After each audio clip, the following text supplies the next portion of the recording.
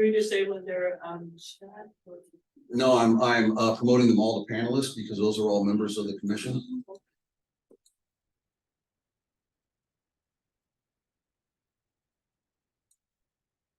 So everybody should now be a panelist. Okay.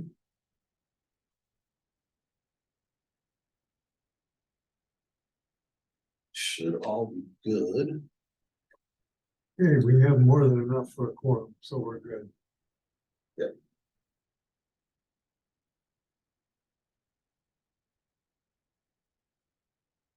Let's see.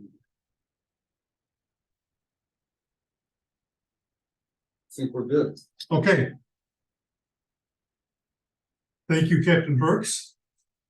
And assistants. My name is Chris Redford. Today is a special brief meeting of the Traffic Advisory Commission. I would like to call the meeting to order. First thing, I want to take attendance, and I see that we have Carrie Falkenrath, we have Clark Hotelling, we have Steve Rusecki, we have Bob Fox, and Susan Sunderman. So with myself, that is 6, 1, 2, 3, 5, I guess. 6. 6 with myself, okay. So we have a quorum. We have no guests. Normally, we would take this time to introduce any guests and give them an opportunity to speak up, but we have none here today. So we'll pass on that. The goal of today's meeting is to vote on 2 items. I sent those to everyone, so you should have those available to you. So the first order of business is to talk about the request for meeting form. And I need to ask all of you voting members, do you feel that we are ready to vote on this request for meeting form? I see heads nodding. Okay. Yes. I would, do I have Oh, do I have a motion? I was just gonna say, I motion we vote on the meeting request form. Okay, do I have a second? A second. Okay, My only question is this the right order of things to vote on? I mean, if we don't vote on the proposal, we wouldn't need a meeting, right? well, we need to get this proposal in front of the city manager in order for her to evaluate it. So both of these have to be approved, the request for the meeting and the proposal document. So I guess I don't see that it makes a big difference which order we do them in. So, but if we vote for a meeting and then vote down the proposal, then there's no meeting? Or we would have to quickly prepare Revise. or make adjustments. Okay, it's fine. Okay. It's fine with me. Okay. So we're all in favor of accepting the request for meeting form and passing it along to the city manager. All in favor? Aye. Aye. Aye. Okay, anyone opposed? No. Okay, the second order of business is the proposal for this new ordinance. Are we prepared to talk or to vote on this at this time? Yeah, I think so. I think we would have, I mean, after the way the order would be, right, that we would not, we would, move a motion and second it and then have discussion and then vote, correct? Normally, that's what we would do, but we've had this document sent out several times for review. We've incorporated all of the input that I've received. So I think that we don't need to worry about the discussion part. At this point, we're either voting to accept and move forward with this proposal or to delay it. I think we need to have the discussion if there's any questions or clarifications that are needed. Okay, I'm game. Let's have that conversation now. Go ahead, Clark. I think we need to make the motion and then second it and then have discussion and then vote. I think that's the proper order in Robert's Okay. rules. And also, Bob, you have to have Bob unmute and or see him because you don't know if he voted yea or nay. Oh. First thing, because he's muted and no video. Okay. Bob, we see that you are attending, but we can't hear you and we can't see you, so we don't know if you voted. For purposes of the first vote, we passed it. But we would like to have your input if there is any for the next one. Okay, so anyone want to move to vote on the proposal? Can you hear me Well, now? Yes, Yeah. thank you. Okay, I don't know why I can hear you and I'm seeing you guys in the room and I see everybody else, but you're like not hearing me or not seeing me and I don't know why. We can hear you now. We recognize your Okay. voice, so you're good. And you spelled your name right. Yeah, Yeah. put a space in would there, I move- guess. I would move that we vote on the proposal as it's written. I'll I s- second. Okay, so all in favor? Aye. Aye. I guess Okay, we so- won't. I guess we won't have my question or clarification, but Well, No. so this is an opportunity. If you want to clarify something, by all means, let's do it now. before the vote. Sure, we can do Okay. that. No, my only two, and I think this is really good work. My only two were just for the implementation, just confirming exactly sort of that these signs wouldn't go up on every street in Webster Groves, correct? We would start with the ones of places that have requested it. Is that the intent? That is the intent.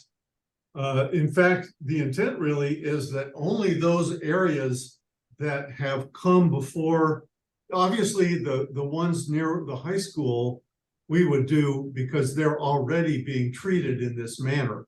But any other areas in the city where there might be a similar situation would need to come and bring those to the Traffic Advisory Commission and move I'm ahead. just thinking about streets that are in the, the narrow streets and the medium streets that really that we're saying no parking or only one side. Would those signs go up in areas that might not have them at this point? Chris, can I speak to that? Yes, please go ahead. So I think, Clark, the intention has been only when residents on the street or I guess city government or anyone else in the city sees issues on the street that needs them addressed. So if we have a narrow street and no one feels there's a problem because there are very few cars ever parked on the street, it's not our intention to approach those folks about needing signs or needing As needs come forward to the Yeah. commission, and we Right. apply then the policy to those areas. right. Right. Okay, that makes sense. And then the other question is how, I just don't know how, like, residents are identified. Are stickers passed out, or do they have to apply for them annually? I can speak to that actually, Okay. or Captain Perks probably can. But I've been trying to decipher the code to see how it fits with our policy, so that we understand both sides moving forward about what we'd be asking people to do or the city would. But I'm going to let Captain Perks go ahead and say, answer if he wants. I don't want to jump in front of you. I apologize. I was actually answering a text message, so I missed it. How do people get a sticker, residents, how do they get a resident sticker for their car? For the resident only areas today, I believe they have a sticker on their car. I'm not Is even that- sure They the do, they- process had to They, come in and show the they bring a residency. copy of their, residency permit Road to trip. the police department, Yeah. and then we give us. Okay. Okay, The records room has them. That's it. that was Erin. She's familiar. Recognize your voice, yeah. So that wouldn't change. We would assume that we would still do the same thing for the resident only areas going forward. Yep. Okay. Does that answer your question, Clark? Think so, yeah, as long as if we identify areas that are resident only, that those residents are notified how they go about doing it, so they're not potentially getting a ticket, for parking in their, where they're allowed to park. They're Right. when they get their occupancy permit. Okay. Did you hear that? Yes. Yeah, Okay. Oh. Okay, any other clarifications or questions? I had a Sarah. quick one. One was, at least in the copy I got, the last page it's just 2 number 5s. I saw So, that. I yeah. saw that earlier today and I fixed it on my copy. But The other thing I wanted to say is you guys have done a ton of work since the last time I saw this, and it looks fantastic. I just want to say that I think the bullets and the way everything is just succinct, and even your images that you created, your figures, I think it looks fantastic. I think it's really Good. well done. good. And I will say, as part of the discussion, but not, and maybe I'll just say that after. I just want to kind of update some people or everyone on what I have found trying to go through the ordinance, just so we all kind of know what's in there moving forward. But maybe that's after we approve this. Okay, and I need to compliment Susan Sunderman, who was my editor on this. She helped provide some clarity and organization to this proposal. Okay, can we vote again just to make sure that we're all still on the same page? All in favor of moving forward with this? Aye. Aye. Aye. Aye, okay, that's everybody. Thanks, Bob. we see you now. Hey, I'm a rookie on Zoom, so give me a break. Yeah. You're gonna get your badge today. So there is really no other business for this meeting. If there are any comments, questions, suggestions, anything going forward, hopefully what will happen is that these 2 documents will go to the city manager today or tomorrow. She will make her review and her judgment about whether we're good to go for the meeting in October. And then we as a team will need to get together and sort out the presentation that we want to make to the city council, but I don't think we're going to do that this afternoon. No. Okay, any other thoughts, input? Quick one, but I'd really like to hear what Carrie had to say about the codes. Okay, I'll jump into that. And if you all don't mind, I'm going to share screen. So I really was trying to understand how what we were proposing was fitting in, and hopefully you can see this now. This is our code when it comes to traffic ordinances, which Okay, is section 60 of the traffic code, or chapter 60. And you'll all learn quickly if you haven't already. I'm the queen of highlighting in different colors. So what I found was residential parking zone near congested districts. So here's one thing that I want to note is that we have the city has multiple ways of describing these kind of protected or residential zones. So there's a residential parking zone, and that is described as within 300 feet of a congested district. And what I thought was interesting, as opposed to kind of what I understood so far as resident requests, in this case, the residential parking zone around congested districts can be created by the petition of one resident to the chief of police, according to the code.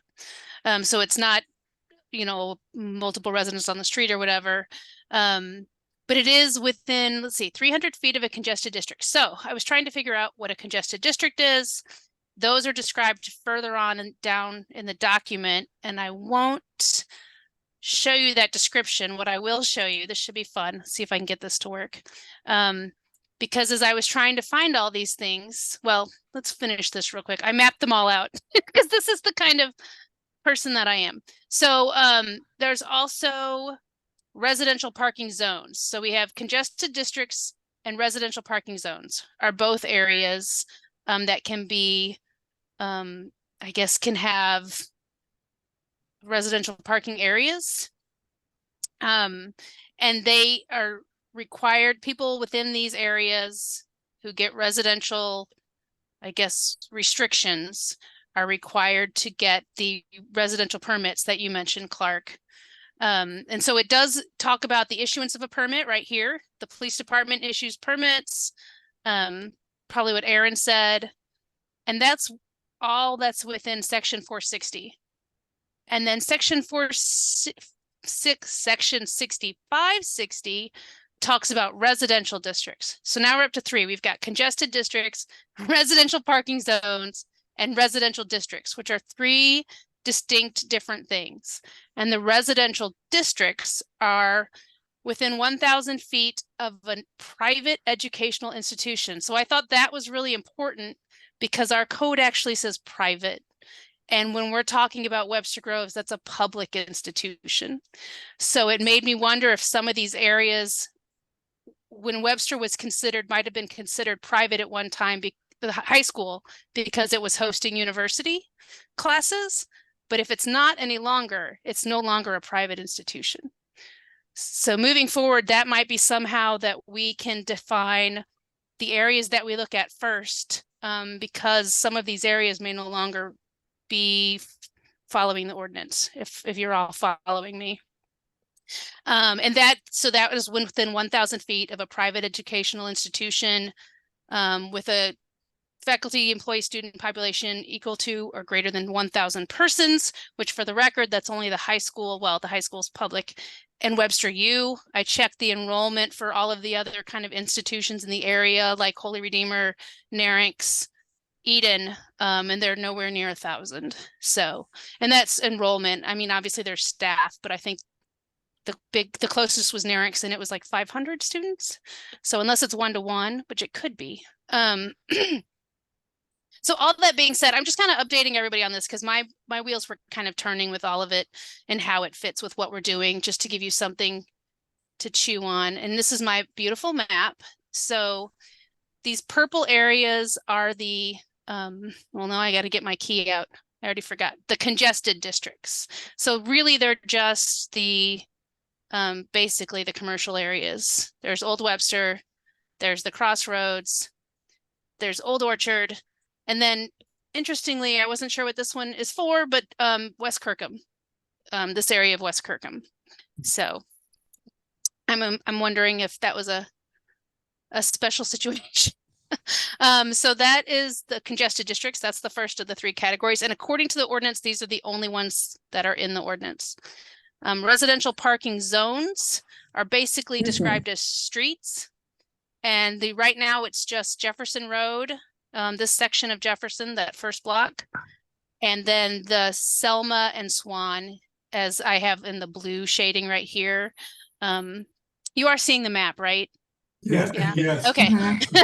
Just making sure you weren't still seeing the code. And then, so those are the only residential parking zones within the ordinance. And then finally, the residential district, which is the one I was just talking about. It's only within 1,000 feet of the large private institution. So I mapped that out the best I could. Just kind of going from different points. Oh, the other point I should make is that it only encompasses the area where 50% or more of the land use is homes. So obviously within 1,000 feet of Webster, the high school would fall in there, but it's not homes. So it doesn't meet the code. I'll also note that we could extend this on the other side of 44. But I didn't do that because I don't understand that they have issues or that that's been a question in the past. So this yellow area is that residential district, the areas that would meet the code that are, residential. So the other thing I'll point out about that is right now there's some resident only parking on Joy and Mason. And then this area down here, Catalina, Pasadena, those all seem to be within the residential district, but these areas up here do not, according to the letter of the code. So, food for thought. That's what I just had to share. Thank you. Carrie, Sure. Oh, go ahead. Carrie, did you find anything on the distinction around the high school between the residential only and then the next block that's restricted parking? No, because I think at one point, and it might have been Chief Curtis in one of his emails, at some point it was stated Yeah. that they extended Yeah. those residential areas because adjacent areas were seeing the same problems. But I could not find any sort of description or limits or rules around that in the ordinance itself. So, If you look at like Mason and Joy, and those signs are different, you know, there's like certain hours, like 8 to 9, yes. or, you know, 2 to 3. Yep. You know, resident only, and I think they have different ordinance numbers on the signs. I'm not 100% sure. They but do, and those are all listed. They're actually all, I didn't confirm that every single one of them is listed. But I will say Schedule A and Q, I think those are in H, but they're all, I did find them all. This is where my highlights all come in. You know, here's some of the different ordinances for the specific areas. So here's one specifically, it's Bradford, so it's adjacent to the high school. But no parking between 7 to 9 and 3 to 4. So this is one of the questions I had. Thank you for bringing that up, Clark, is there doesn't seem to be any process other than just city designation of no parking. And I think that's how some of these fit in. There's a process for residential only and residential permit, but as far as no parking, that is just, they're defined by the city and so they are. So, I can clarify that for you. okay. Oh, that's who's that last person. The residential only parking area was implemented strictly because of the university parking issues. Since the parking garage went in, it's not been that much of a problem, but when that was put into effect, the university students were parking there and causing a considerable problem for the residents. The restricted hours parking that you're talking about that are around the high school are not residential only areas. They're not resident only parking. Those are based upon the request of petitions of the residents on that street because of the fact that with the resident only parking and increase in student parking, that have come into their area. So that was a individual request for each street that was put into place, and the hours are restricted only from 8 to 9, and I believe it's from 2 to 3. So it's only 2 hours a day that people other than students can park there. That prevents most of the high school parking. So in any case, the majority of the day, anybody can park on that street. It's just for those hours in the morning and the afternoon. Right. The congested areas and the more commercial areas that you're talking about off of Lockwood and Old Webster were put into effect when we had complaints on Jefferson and a couple of the streets behind there that weren't just quite as serious, but we put the whole thing in so that we would have something to cover it later on. That has nothing to do with student parking. Right, right. No, and I wasn't trying to tie all this to student parking because our policy is not, even though that was the impetus, that's not the intent, is that we're only trying to look at student parking. So Chief Curtis, can I ask if and I'm sharing this image that was made for us way back when all of this conversation started. Clark, I think it was before you, but you mentioned how there's several different signs in the area. And this was, I think staff put this together for us. Well, I'm sure they did. Someone on staff with all the different parking zones in the area. But my question is, so is there a policy or a procedure by which in the ordinance, those areas that are getting, are requesting no parking for specific hours? That was just an ad hoc kind of policy where, 50% of the residents make the request and it gets implemented? Is that what I'm understanding? It's not, well, Not literally. It's not an ad hoc policy, or it's not a policy at all. Basically, what it is like with other parking problems. If it comes up individually on a street where there's an issue, some of the streets were church parking, for example, but where the majority of the people on the block petition for whatever reason to try and solve an issue, we would take a look at it, see what might solve it. In those areas that you're talking about here that have been indicated on this map, for the most part, those are a result of requests that came primarily because of the student parking on the street during the school day. And that's what Right. restricted parking, like I said, for an hour or 2 hours a day, alleviated that problem, but mitigated the congestion and the issue that the nuisance that the residents were having. Okay, thank you. That's what I think that's what I was trying to make sure is that what we were proposing, how that fit within official ordinances. So did anyone else have any questions on any of this? And I'm just sharing this, guys, just for, like I said, for reference moving forward as we keep having discussions and documenting anything. I I think appreciate, that's great. yeah, Carrie, thanks for looking into the ordinances. Yes, thanks for all that Yeah, work. thank you, Carrie. Yeah, I like to solve puzzles.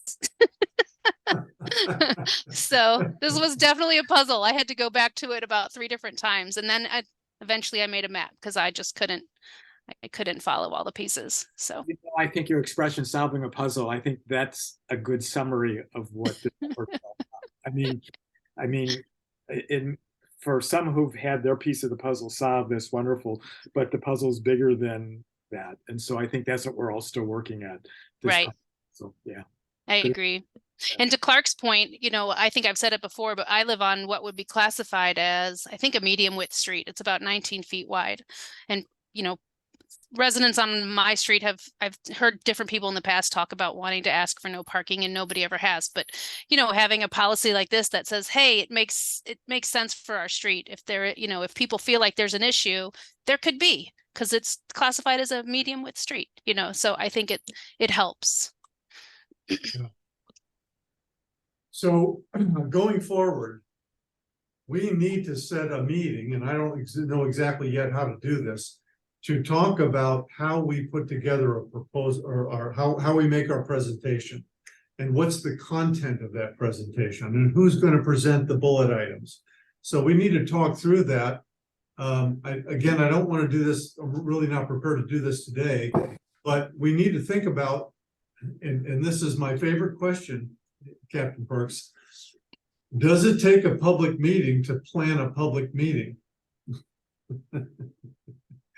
So, in other words, do we have to have a quorum, and do we have to do it in this room if we want to plan the presentation that we're going to make to the city Chris, council? if you have under a quorum subcommittee that prepares the meeting, that does not have to be a public.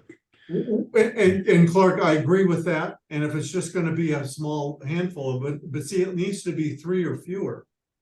And I'm Chris, not if sure you're doing a discussion on a public meeting and that's the only discussion, you do not need to post it, and you don't need to have a public meeting for it. So if all you're doing, that's the sole purpose of the meeting, and that's all it's accomplished, is setting a meeting date and time, you won't have a problem with the sunshine law.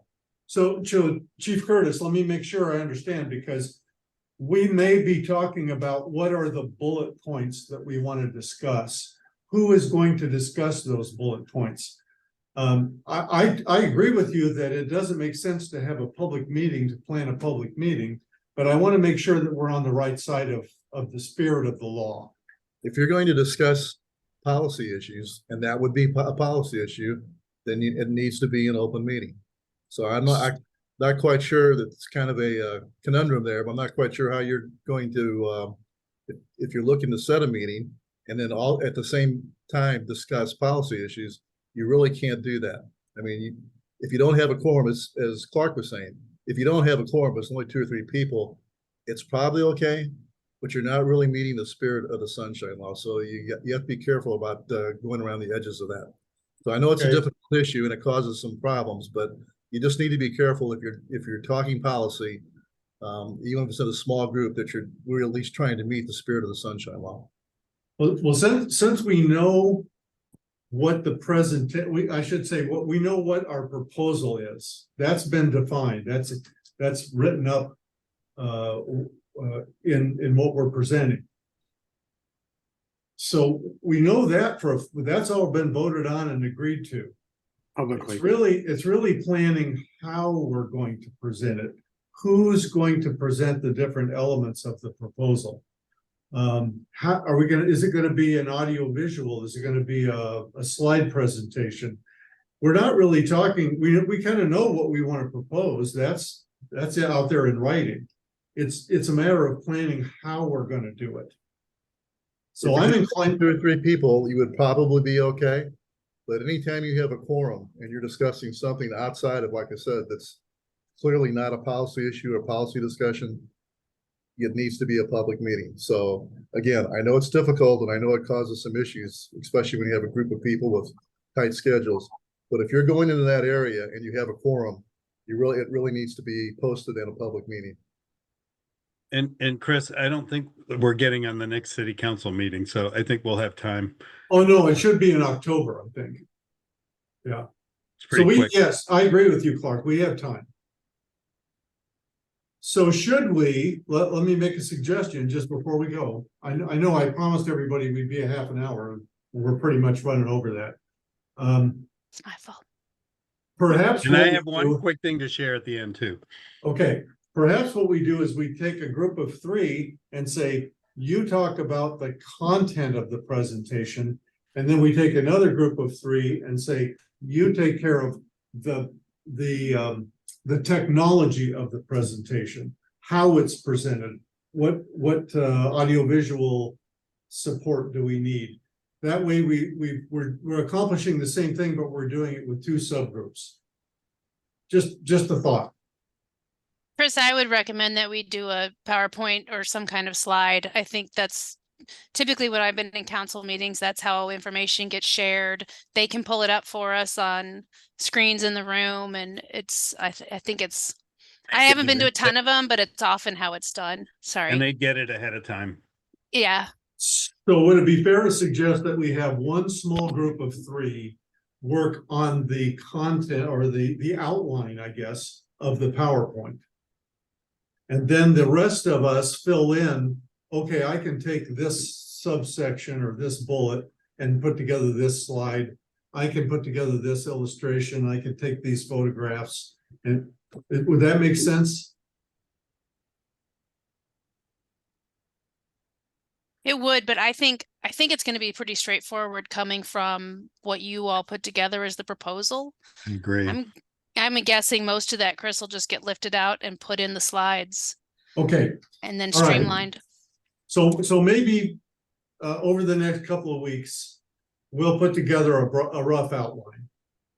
The 3 or 4 of us who've been working on this pretty constantly.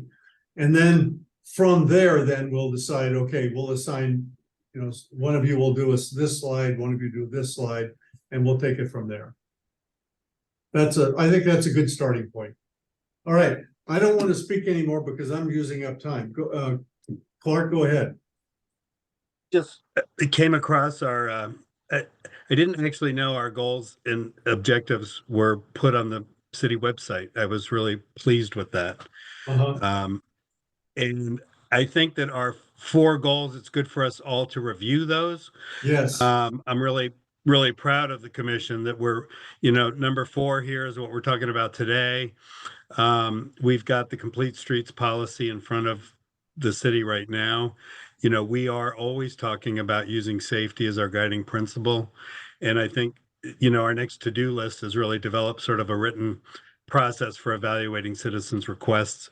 But when I saw this on there, I was reminded of that we're really following what our passions and our goals were as a commission. I do know that Jamie from the Sustainability Commission has resigned, so I don't exactly know where our complete streets policy is now. I need to follow up with the city manager or the mayor on that. But just wanted to point that out, that our goals and objectives are out there for everybody to see. Great. And I was real pleased with that. Cool. Sorry to hear about Jamie. Yeah. Yeah, that's a big loss for the city, but so I don't exactly know, since they put it for, our committee worked with them together and they put it forward. I don't know exactly where that stands right now, but Okay. Well, thank you for showing us this. This is good. All right, do I have a motion to finish?